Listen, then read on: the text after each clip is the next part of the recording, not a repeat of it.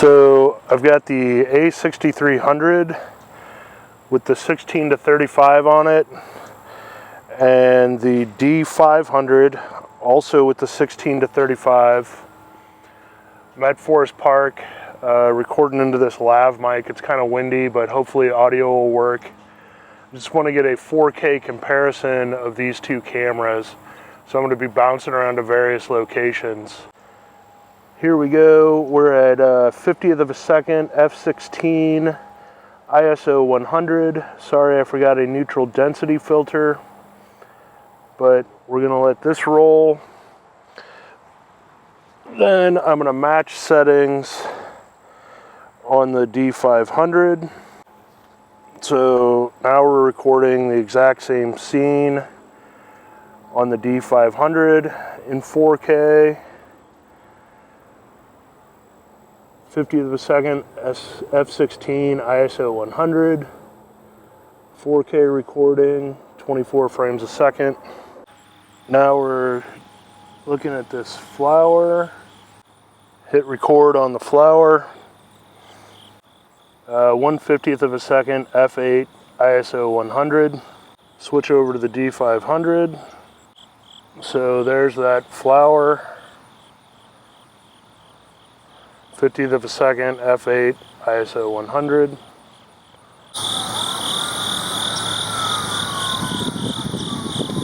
This is a lot harder than it looks. Okay, getting this framed up. Looks like f/22. 50th of a second still. I wish I had my ND filter.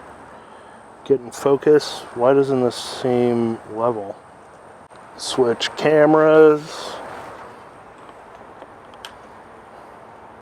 Live view. f/22. 16 millimeters. Recording that. This, I don't know if it has peaking or how to turn it on, but I should probably turn it on. So anyway, now that's recording. I'm going to do the A6300 again. I don't know if I had it set at 16 millimeters. It looks a little wider on the A6300. I wonder if the crop is different. Like, I think the A6300 is using the whole thing to shoot 6K and then downsample. I'll have to look up on the internet how much this is cropping. Because I think the A6300 is wider than the D500.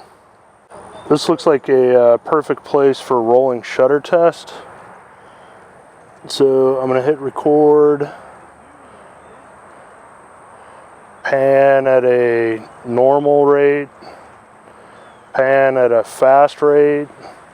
Pan at an insane. Nobody would ever pan that fast rate. Check focus. Hit record. Pan at a normal rate. Pan at a faster rate. Pan at a ridiculously insane rate. Okay, done. I don't know. This camera's pretty cool, but maybe it's just a stills camera and not a video camera.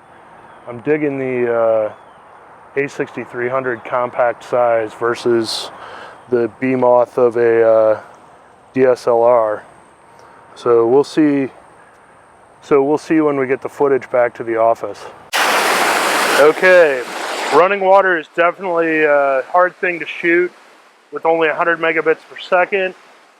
So we're at this waterfall. The A6300 is set up.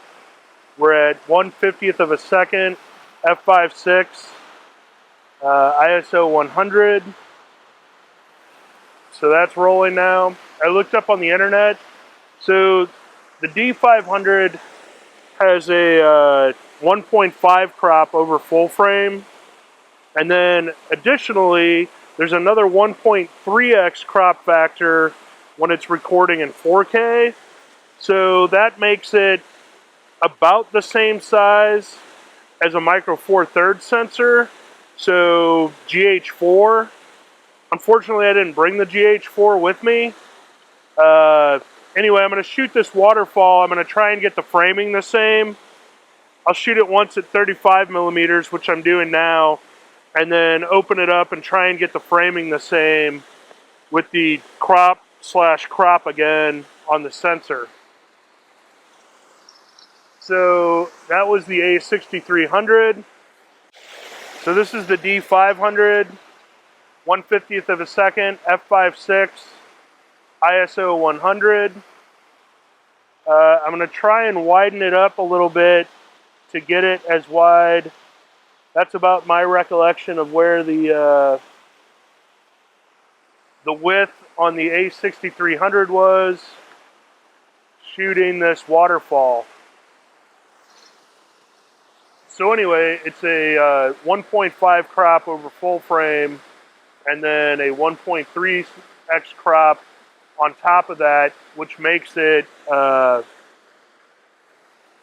2.25x crop according to the internet. Here it is at 35 millimeters. Make sure we're still in focus. Looks good.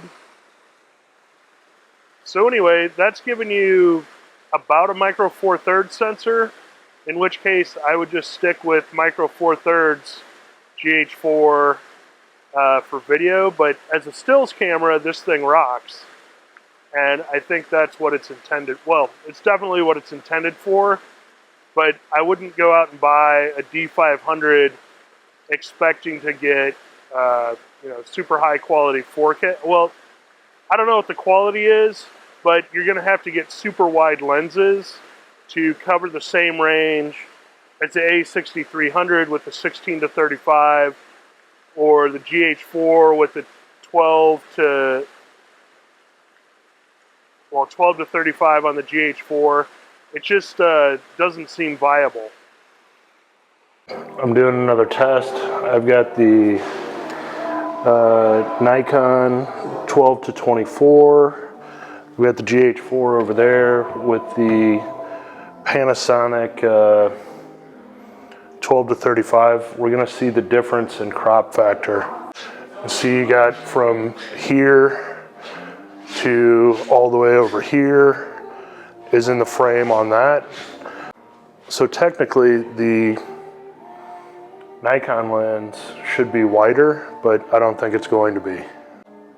So it looks to me like it is a little bit wider, but certainly not 12 millimeters wide. Let me cancel that. Switch over to live view photo mode, and you see in live view photo mode, I'll just fire a photo there.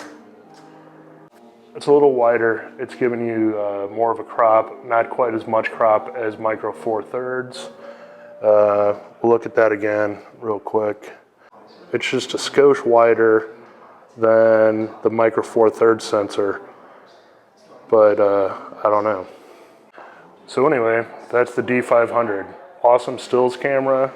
It'll work for video. I wouldn't use it as a primary video camera.